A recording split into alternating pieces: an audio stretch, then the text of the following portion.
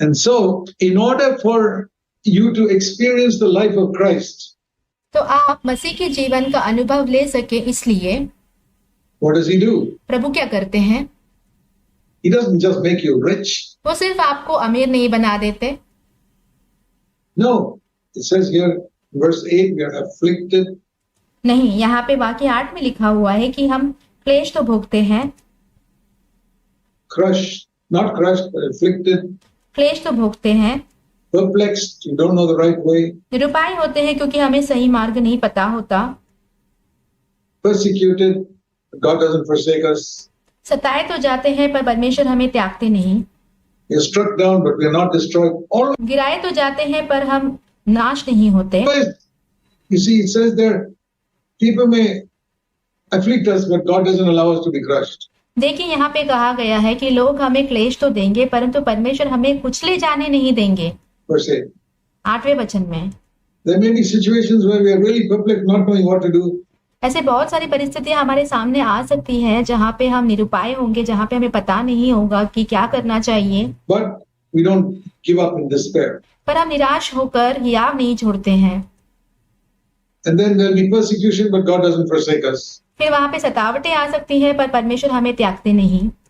We are struck down, but not destroyed. हम गिराए तो जाते हैं पर नाश नहीं होते। What do we do in all these situations? Here's the expression I want you to understand. इन सारी परिस्थितियों में हम क्या करते हैं? यहाँ पे एक वाक्यांश है जो मैं चाहता हूँ कि आप समझें। Always carrying in my body the dying of Jesus. यीशु की मृत्यु को हमेशा मेरे देह में लिए चलना। That is the same as suffering in the flesh we read in 1 Peter 4:1. वो शरीर में क्लेश उठाने के ही समान है जो कि हमने पहला पत्रस 4 अध्याय उसके पहले वचन में पढ़ा था। This is a Bible study. ये एक बाइबल का अध्ययन है। You'll understand something that will change your life. यहाँ पे आपको समझेंगे जो आपके जीवन को बदल देगा। The dying of Jesus. यीशु की मृत्यु। What do I have to do with it? इसके साथ मुझे क्या करना होगा? I have to carry it in my body. इसे मुझे अपने देह में लिए चलना होगा। Not the death of Jesus on the cross, no. क्रूस पर यीशु की मृत्यु नहीं। There he died alone for the sins of the world. वहां पे यीशु अकेले मरे हैं पूरी दुनिया के पापों के लिए। And you and I have no part in that. उसमें मेरा और आपका कोई भागीदारी नहीं है। But I'm talking about something else. और मैं किसी और चीज के बारे में बात कर रहा हूँ। The daily dying of Jesus, not only the daily, the hourly. प्रतिदिन यीशु की मृत्यु, सिर्फ प्रतिदिन ही नहीं प्रति घंटे। Constantly, always, always means 24/7. हमेशा, लगातार, यानी कि 24 घंटे, 7 दिन। 7 days a week, 24 hours a day. That's the meaning of always, verse 10. हमेशा का अर्थ ये होता है कि 7 दिन जो सप्ताह में होते हैं और 24 घंटे हर दिन के, ये वाक्य 10 में है। Carrying the dying of Jesus in our body, because that way the life of Jesus will be manifest in us. यीशु की मृत्यु को अपने देह में लिए चलना हमेशा, क्योंकि इसी के द्वारा यीशु का जीवन हमारे देह के द्वारा प्रकट होगा। Carrying the dying of Jesus in our body is the same as suffering in the flesh. यीशु की मृत्यु को अपने देह में लिए चलना जो है शरीर में क्लेश उठाने के ही समान है। Because Jesus said, क्योंकि यीशु ने कहा, Luke chapter 9, लूका उसका 9वां अध्याय, Luke's Gospel chapter 9 लूका 9वां अध्याय and verse 23. उसका वचन 23, Well-known verse, we preach it often in CFC.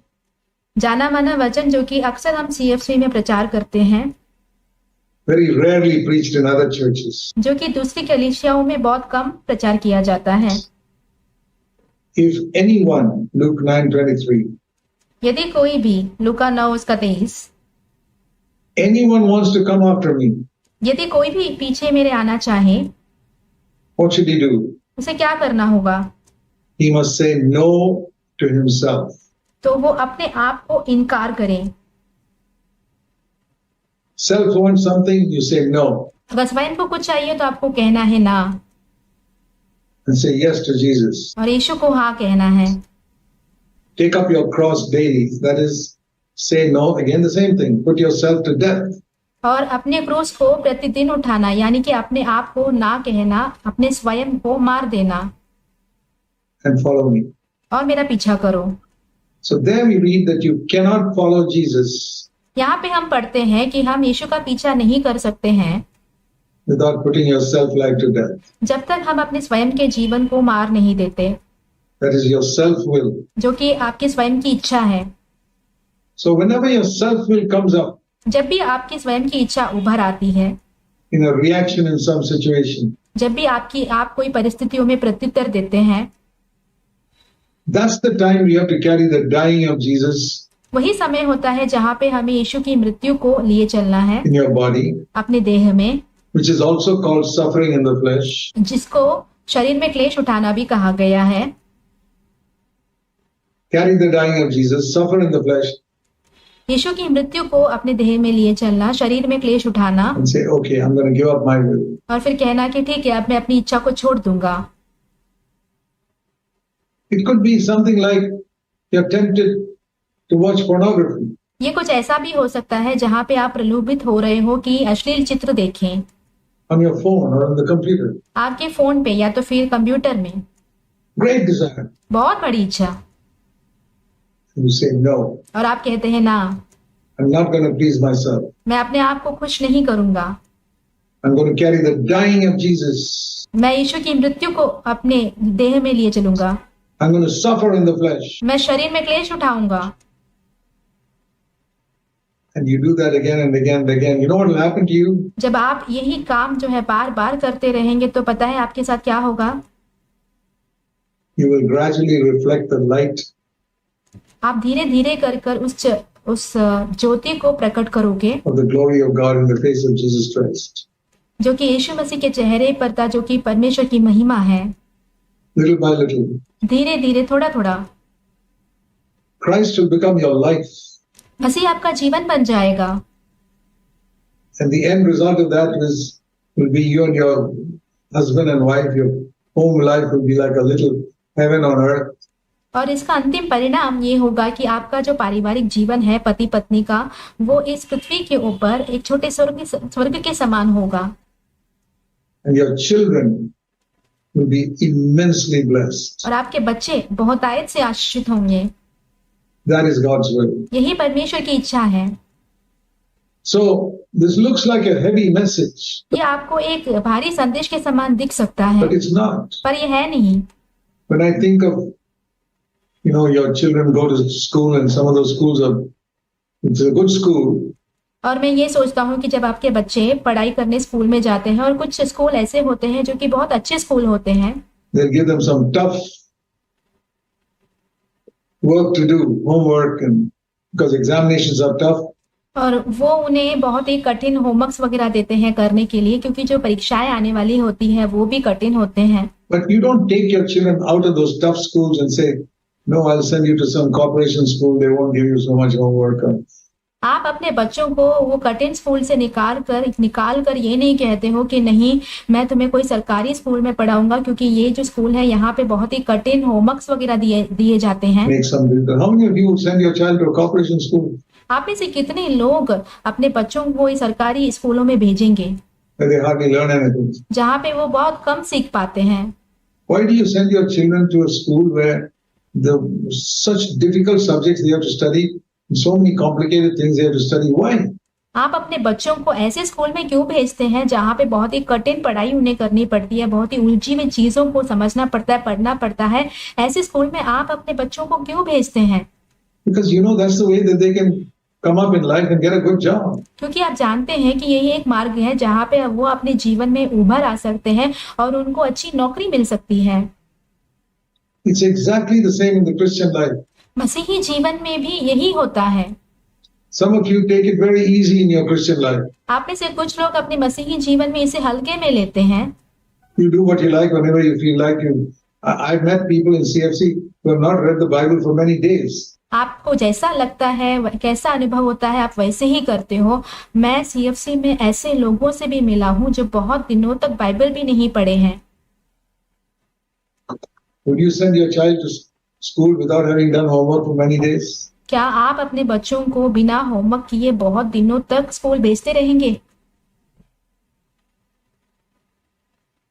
I remember one brother who was in CFC, he's left now. मैं याद करता हूँ एक भाई के बारे में जो पहले सीएफसी में थे, अब नहीं है वो। And I'm not surprised that he fell away. और मैं इस बात से आश्चर्य नहीं होता हूँ कि वो पीछे हट गए। He told me, Brother Zach, I don't have time to read the Bible. उन्होंने कहा, भाई जैक, मेरे पास बाइबल पढ़ने के लिए समय नहीं है।